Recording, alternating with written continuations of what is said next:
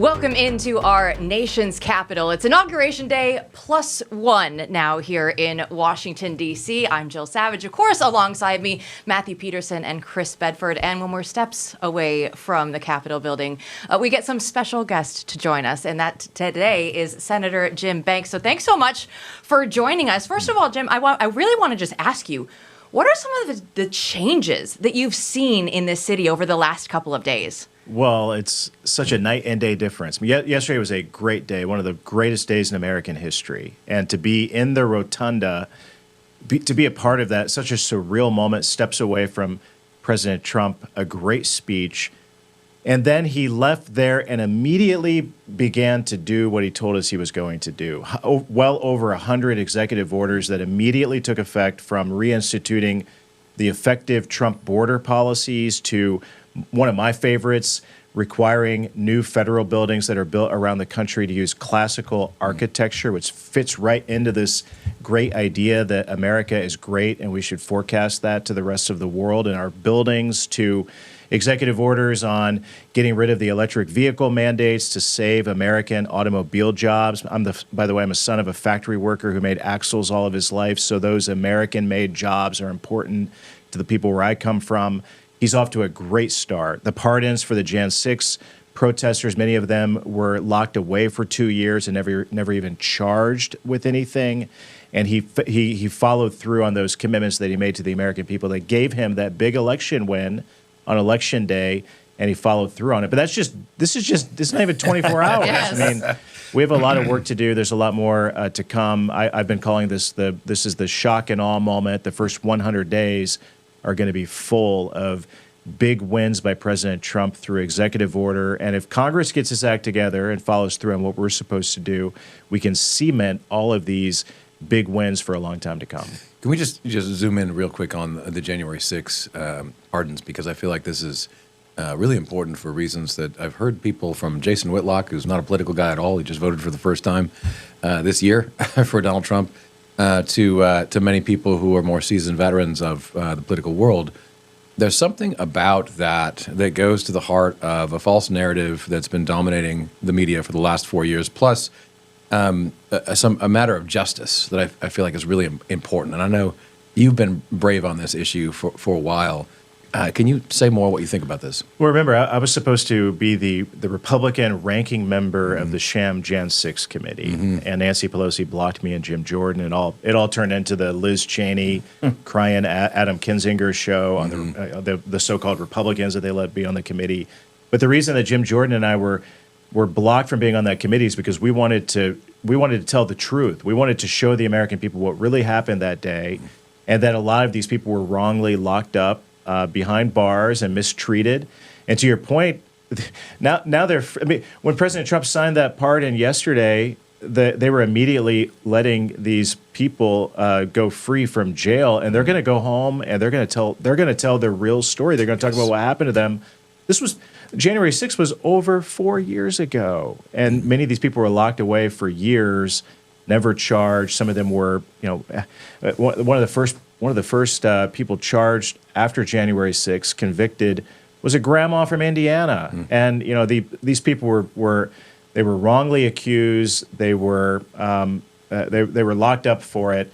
I just got chased down the hallway by an NBC reporter, a CBS reporter, I can't tell the difference. And he was asking me, put the microphone in my face, and can you respond to President Trump pardoning the January 6 people? And it made me angry because why aren't they talking about Joe Biden pardoning his family, the most corrupt family ever to live in the White House? Joe Biden, on his way out the door, pardoned a guy who killed 2 FBI agents. Yeah. They're not, the media isn't even talking about that. They want to continue to demagogue these people who were there on January 6th to support President Trump and support our country.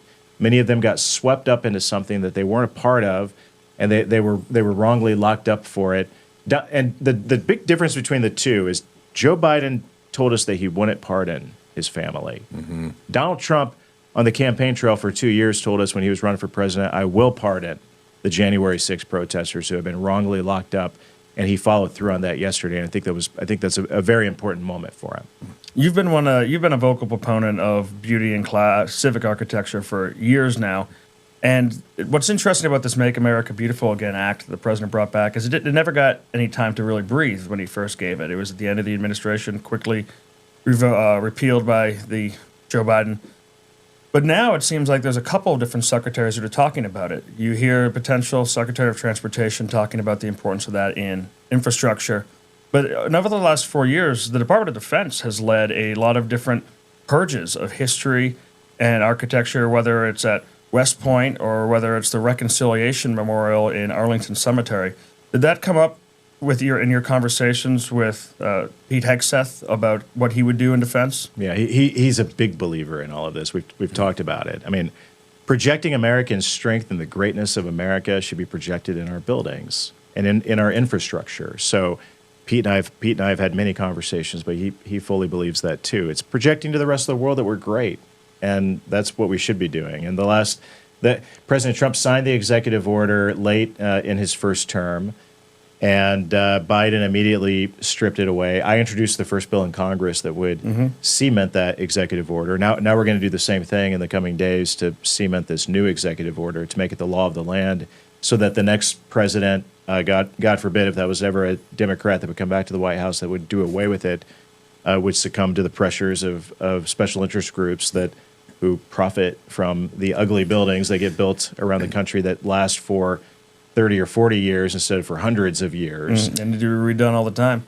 Yeah, Is there any talk about restoring some of the things that have been taken away, like the memorial in Arlington Cemetery or other things that I Department think of that's Defense very has much on shuttered away? President Trump's mind, and I know that he cares about that. He's going to engage on that subject, and I think it's a really interesting subject, something that our community should be talking more about, how we support Absolutely.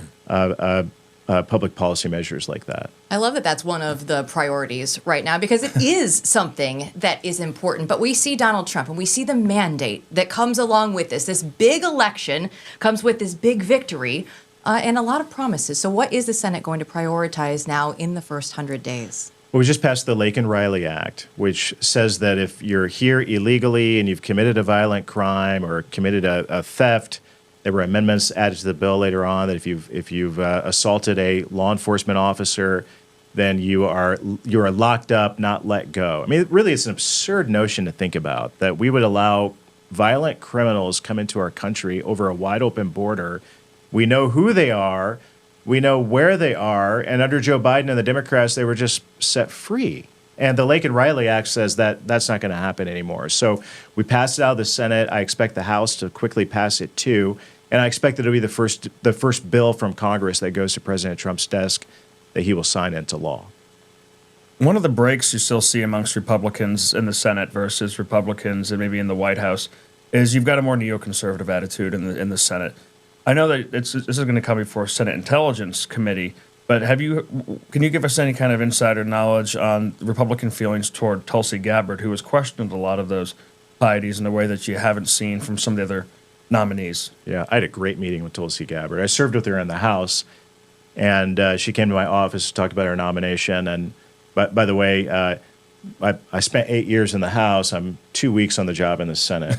People say, what's the big difference? The big difference is the nomination process. So the nominees come to my office, and you immediately, the nature of that means that senators have more influence because you influence the nominees, and you don't just ask them tough questions, but you ask them to make commitments. And I didn't have to ask Tulsi that because Tulsi is very focused on making the intelligence community more transparent and then holding people accountable for the bad things that they've done, like the intelligence community that pushed the false narrative about Hunter Biden and the laptop, and they all 50-something of them that have security clearance that President Trump is taking away from them. By the way, this is another great Hate to see moment. it. But when Tulsi is the head of the intelligence community, she's going to hold these people accountable, but she's also going to make important things transparent that have been hidden from the American people. And I'm talking about everything from the JFK files to what happened on January 6th to a lot of other important things that have happened in recent years, and that's what she and I talked about. So she goes before the Intelligence Committee, And you're asking a good question because I feel pretty good about all of these nominations, from Pete Hegseth to we just had I'm on the Veterans Committee. We just heard from Doug Collins. He's gonna skate through.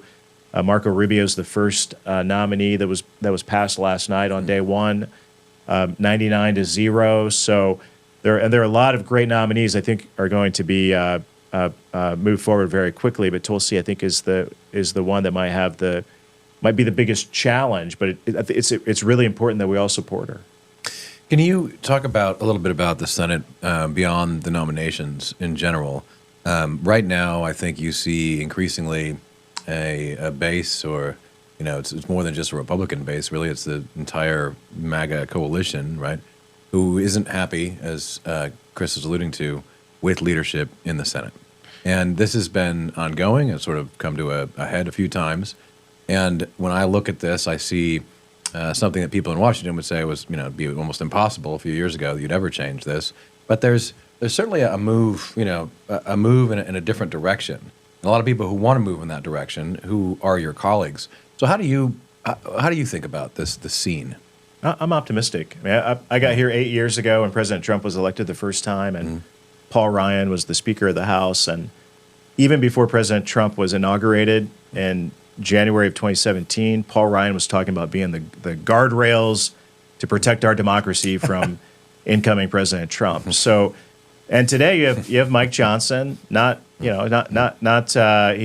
not Paul Ryan. He's very pro-Trump. You have John Thune, the new Senate leader who replaced Mitch McConnell, who had a similar mindset about Trump back then and all the way along as what Paul Ryan did. But it's not just about leadership, and I think this is important. We often talk about leadership and we complain about them, but it's the rank and file membership of the House and the House and the Senate Republican caucuses that are very different than they were 8 years ago. And the biggest reason why is because Donald Trump got involved over 8 years. He got involved in my primary and cleared the field in Indiana, and I'm a senator today because of it.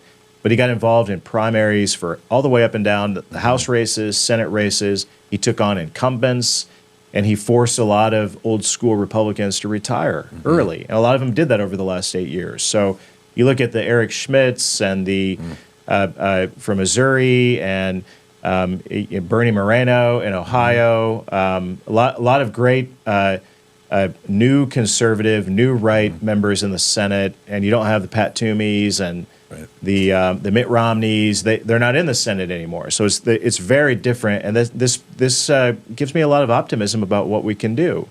The thing that we have to do is pass the reconciliation bill, and what that does is it's a legislative maneuver to get us out from under the 60-vote rule to pass something with 50 votes with a tie-breaking vote from the VP that would make a lot of the Trump policies permanent, from securing the border to making the tax cuts on working-class families and small businesses permanent. This was a big mistake that Paul Ryan and Republicans made. I was there for it in 2017, the focusing more on the corporate tax rates and making them permanent, but not the individual rates on working families. So now we have an opportunity with reconciliation to fix that and make those tax cuts permanent on the people who matter most, and that's what we're going to do. There's so much difference that you can see publicly and openly on the television between the first inauguration of Trump and the second one that we just went through. But you had an insider seat to both. So what was a big difference that you noticed last night from 8 years ago? Well, if you remember 8 years ago, we all had raincoats. Remember there was the meme of Bernie Sanders with the gloves, the gloves, and George W. Bush. 8 years, he became a meme in both of them because of the I think he had an umbrella in the first one, and yesterday he was enjoying himself. But the location obviously historic to do it in the Rotunda. Last time it happened was Reagan in '85. But I just sensed that with Joe and Jill Biden and Kamala up in the front row, and they knew what they did. They knew what they got away with. He had just left the White House, where he signed pardons for his family members, for other corrupt people, and for the audacity for them to get up and stand on that stage. But the best part about it was President Trump didn't hold back. He talked about how bad the last 4 years have done, the damage they've done to this country, and how he's going to make America great again. And I've heard him give great speeches, the Mount Rushmore speech and other speeches that he's given that he gave in the first term. This was the greatest speech I've heard him give, and everyone there, even I sat next to a couple of Democrat senators. They feel it too. They know they know their party has been broken. The resistance has been broken. From the big tech execs who were on the stage to the media outlets to Democrats in the Congress, they know that they are on the losing side, the wrong side of history. The voters spoke loud and clear, and President Trump represents a movement that doesn't end with President Trump in 4 years. Is a movement that's going to be around for a long time to come. Yeah, we're big football fans over here. So it's like we won the first day, we're still winning the second day, and we're not tired of winning yet. at all. Senator Jim Banks, thanks so much for joining you. us.